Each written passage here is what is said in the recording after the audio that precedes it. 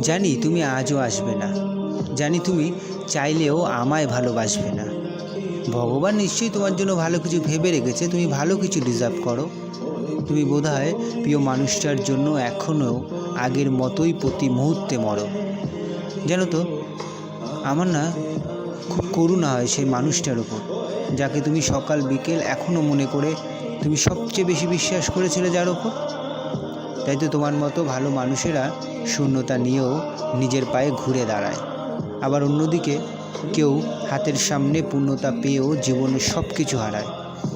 আমি জানি তোমাকে আমি কোনো দিনই নিজের করে পাইনি, আর পাবও না। পেলে কি করতাম? পেয়ে যদি আমি অযত্ন করতাম, এটাই তুমি চাই না। আজ কিন্তু আমি রাজা, না আছে কিছু পাওয়ার আশা, না আছে কিছু হারানোর ভয়। ম্যাডাম, সময়ের সাথে সাথে জীবনের সব কিছুই সয়। তবে অবশেষে যদি পাপ পুণ্যের ভাগে পুণ্য একটু বেশি থাকে, তখন না হয় ওনার কাছ থেকে চেয়ে নেব তোমাকে, শুধু তোমাকে।